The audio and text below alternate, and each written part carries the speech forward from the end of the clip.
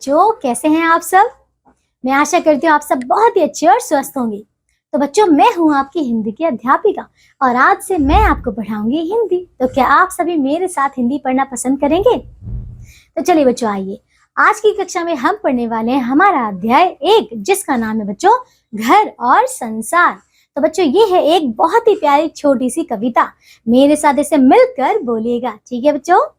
आइए सबसे पहले हम इसका पाठ प्रवेश पढ़ लेते हैं। तो चलिए बच्चों, अपनी अपनी किताबें खोल लीजिए और आ जाइए पाठ प्रवेश पर। देखिए, ये है आपका पाठ प्रवेश। आइए से बोलते हैं। देखिए क्या है।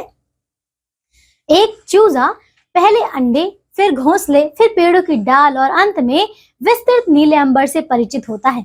हमारी स्थिति भी ठीक ऐसे ही होती है।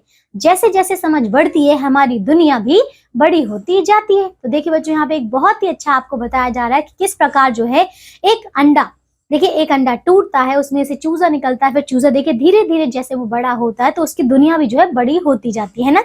उसी प्रकार बच्चों हम भी हैं। तो आइए अब हम इस कविता को पढ़ते हैं, ठीक है। मेरे साथ मिलकर इसे बोलिएगा, ठीक है। देखो बच्चों क्या है। सबसे पहले मेरे घर का अंडे जैसा था आकार, तब मैं यही समझती थी बस इतना सा ही है संसार। तो देखिए बच्चों, यहाँ पे देख रहे हैं इस चित्र में, देखो एक घोंसला है डाली पर बना हुआ, ठीक है, और उसमें देखिए 2 अंडे हैं जिसमें से एक में से चूजा निकला है ना।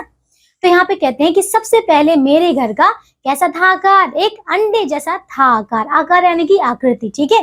तो ये जो बच्चा है ना चूजा, ये कह रहा है कि उसका घर जो था एक अंडे जैसा था, क्योंकि वो पहले अंडे में रहता था, है ना। और तब मैं यही समझती थी बस इतना सा ही है संसार, यानी कि क्योंकि उसकी पूरी दुनिया जो है बच्चों उसी अंडे में ही बसी हुई थी, है ना। क्योंकि जब तक हम एक जगह पर रहते हैं बच्चों, एक ही जगह पर रहते हैं, तो आपको यही तो लगता है कि बस इतनी ही सी जगह है जो हम जिसे हम जानते हैं ना।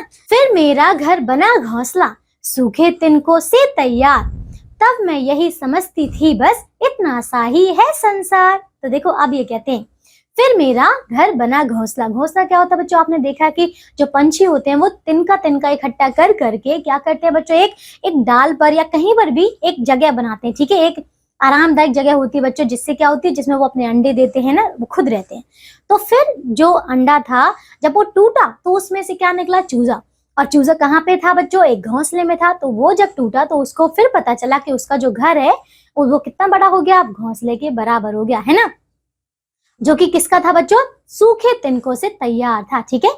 फिर बोलती है बच्चों तब मैं यही समझती थी बस इतना सा ही है संसार, क्योंकि अब वो कहाँ पे था बच्चों, देखिए अब वो है सिर्फ और सिर्फ घोंसले में। अब देखिए आगे कि इसके आगे वो कहाँ जाती है। देखिए फिर मैं निकल गई शाखों पर, हरी भरी थी जो सुकुमार, तब मैं यही समझती थी बस इतना सा ही है संसार। तो अब ये कहते हैं कि फिर मैं निकल गई शाखों पर। देखिए शाखों का अर्थ क्या होता है बच्चों, यहाँ पे देखिए शाखों का अर्थ होता है टहनी, ठीक है, शाखा। तो फिर ये अपने घोंसले से निकलकर कहाँ गई, शाखों पर, शाखाओं पर गई।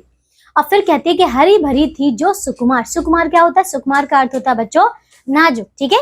तो जो डाली थी, जो टहनी थी बच्चों, बहुत ही ज्यादा नाजुक, बहुत ही ज्यादा कोमल थी, ठीक है।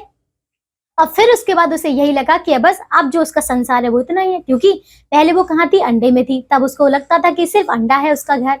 उसके बाद वो घोंसले में थी तो उसे लगा कि घोंसला है बस। उसके बाद बच्चों वो टहनी पे आई, लेकिन अभी भी देखिए इससे वो आगे के रास्ते के बारे में नहीं जानती, है ना। अब आइए बच्चों, अब हम देखते हैं इसके आगे और वो कहाँ जाती है।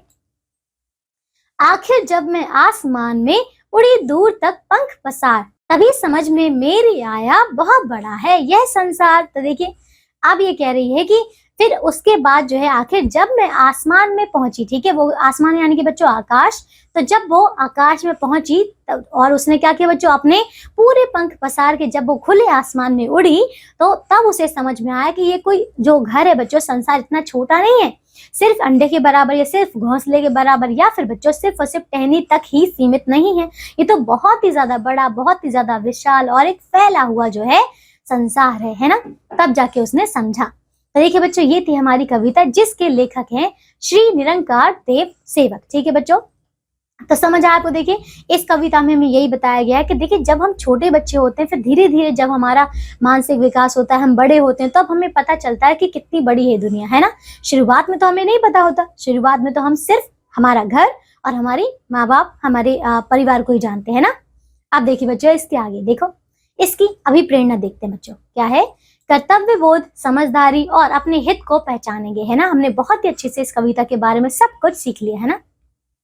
अब देखिए शब्दों का पिटारा क्या है। आकार यानी कि आकृति, घोंसला यानी कि पक्षियों का घर, शाखा टहनी, आसमान आकाश, संसार दुनिया, सूखे तिनके सूखी घास, सुकुमार यानी कि नाजुक, पंख यानी कि पर। तो देखिए ये हो गई हमारी पूरी कविता खत्म, है ना।